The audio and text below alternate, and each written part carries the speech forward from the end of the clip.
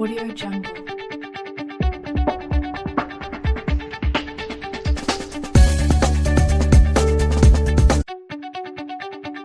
Audio Jungle. Hello everyone, welcome to my YouTube channel. My name is Abby with an H. Okay, thanks for joining, thanks for subscribing. The channel is new as you can see, but we're getting better and better every day. Apologies if you have not seen this face before, but we're trying to cook some things, and when it comes through, I'm going to be sharing as soon as it comes through. This is going to be an informative channel, and all we're just going to be doing is just to advise one another and to encourage one another as we walk our walk. I am a Christian. I'm proud to be one.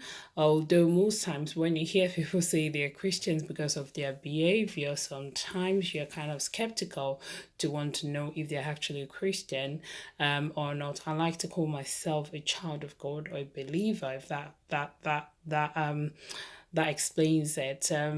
But still, I am very different in the sense that I see things really differently. I'm going to be sharing a few things that I believe that they're not godly. I'm going to share things that are informative.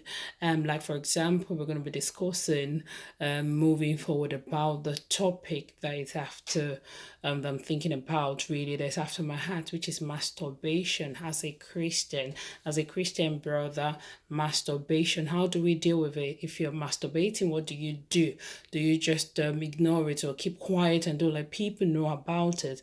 I have sampled few and different people in terms of their opinion to see how they have coped and how they have managed to deal with it. I have also tried to do a bit of research about it. How do you deal with masturbation as a Christian? Do you just forget about it, or do you just pretend it doesn't happen, or do you just think, oh, it's okay for us to continue? You know, it's no big deal.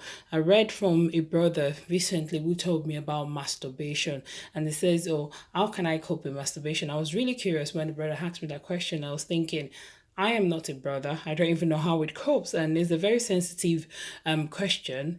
I probe further. And aside from having asking my own husband and all that, which I know that it's going to be a bit sensitive, I asked other brothers as well, and they shared their experience about masturbation. I'm not I'm not a man, as you can see, and so but with the few things that they've shared, I'll be happy to share it with you. If you're struggling with that at the moment, you need to seek help. You need to seek advice, not from people that are going to be judgmental about it. Some people are very judgmental, and when you tell them things, they run away.